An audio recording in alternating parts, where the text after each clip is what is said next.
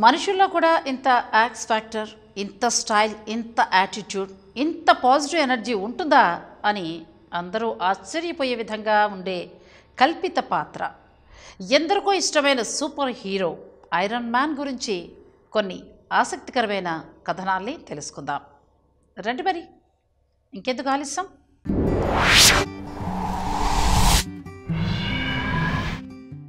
Iron man మొదటిసారిగా జనంలోకి వచ్చింది 1963లో వచ్చిన Marvel comic tales of suspense ద్వారా.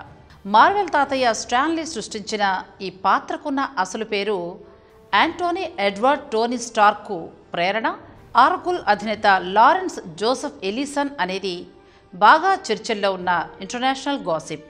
బ్యాట్మ్యాన్ లాగానే ఐరన్ మ్యాన్ కూడా డబ్బులో పుట్టి డబ్బులో పెరిగిన ఒక బిలియనియర్ ప్లే బాయ్. కానీ ఇతను దత్తపుత్రుడు.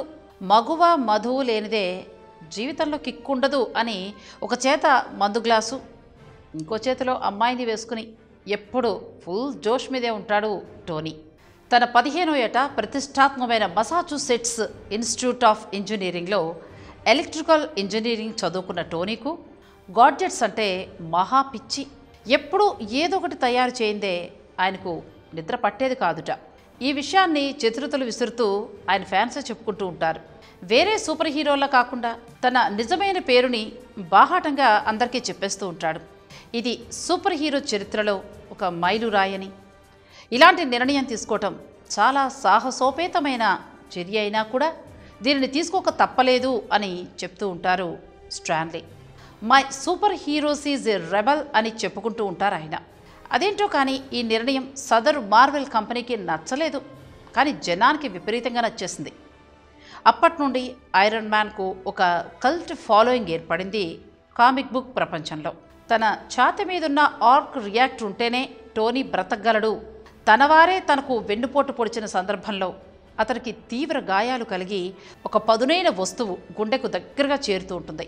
అప్పుడు తన సహచర సైంటిస్ట్తో పాటు స్టార్క్ ఐరన్ మాంగర్ సూట్ని తయారు చేసి తీవ్రవాదుల స్థావరం నుండి బయటపడతాడు. మొదట్లో ఎన్నో ఒడిదుడుకులు, ఒక్కోసారి ప్రాణాల మీదకొచ్చే ప్రయోగాలు చేసి విఫలమై సఫలమవుతాడు ఈ బిలియనీర్ సూపర్ హీరో.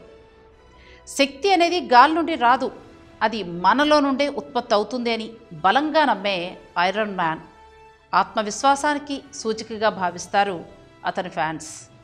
స్వతహాగా జీనియస్ అయిన టోనీ తన శక్తిని పెంచే పనిలో నిమగ్నమై ఉండడం, సరిగా తిండి తిరగపోవటం గమనించిన అతని సెక్రటరీ పెప్పర్ పాట్స్ తన యోగక్షేమాలను డబ్బులకు అతీతంగా చూసుకుంటుంది అని గమనించిన ఈ ప్లే బాయ్ ఆమెతో సహజీవనం చేస్తూ తన సీక్రెట్స్ అన్నింటినీ తన రోబో ఫ్రెండ్ జార్విస్తో పాటు షేర్ చేసుకోవటం అనేది మంచి ప్లస్ పాయింట్ అని చెప్తారు ఆధునికులు. ఇది చాలా ప్రభావం చూపుతుంది యంగ్ కపుల్స్ మీద అని. నిజమైన ప్రేమ అనేది మనం బాధల్లో ఉన్నప్పుడే మన దగ్గరకు వస్తుంది అనే మెసేజ్ను కూడా బయటకు క్యారీ అయింది ఐరన్ మ్యాన్ క్యారెక్టర్ ద్వారా. డెమిగాడ్లోకి భయపడేది ఒక్క టోనీ మాత్రమే. ఎందుకంటే అతని దగ్గర ఉన్న టెక్నాలజీ ద్వారా ఎప్పుడైనా తనని చంపగలిగే శక్తి ఒక్క ఐరన్ మ్యాన్కు మాత్రమే ఉందని భావిస్తుంది లోకి పాత్ర. అందుకే హల్కి కూడా భయపడని లోకి ఐరన్ మ్యాన్ చూసి తోకముడుస్తాడు. ఇక ఈ పాత్రకు ప్రాణం పోసి ఐరన్ మ్యాన్ అంటే నీలాగే ఉంటాడు డ్యూట్ అని ప్రపంచం మొత్తం ఆ మాటను అనేలా చేసిన ఘనత మాత్రం దక్కేది రాబర్ట్ డౌనీ జూనియర్కు మాత్రమే.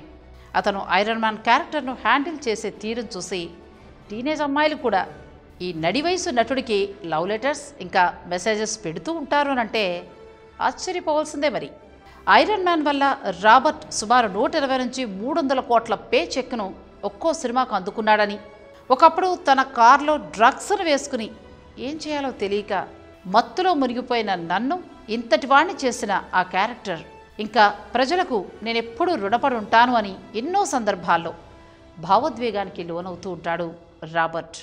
ఇక కళ్ళు చెదిరిపోయే విధంగా అవెంజర్స్ వచ్చినప్పటి నుండి ఐరన్ మ్యాన్ వల్ల కలిగే వ్యాపార విలువెంతో తెలుసా?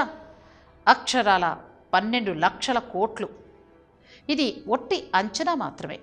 అలా తన వంతు ఉత్తేజాన్ని ప్రజల్లో నింపుతూ విధి మనల్ని వెక్కిరించినా సరే ఆత్మవిశ్వాసంతో ముందుకు సాగిపోవడమే మానవుల లక్ష్యం అనే నీతిని మనకి బోధించి అంచెలంచెలుగా ఎదిగిపోతున్న ఐరన్ మ్యాన్ ప్రస్థానం నిజంగా స్ఫూర్తిదాయకమే. ఇలాంటి మరిన్ని విశేషాల కోసం మా ఛానల్ని సబ్స్క్రైబ్ చేయండి.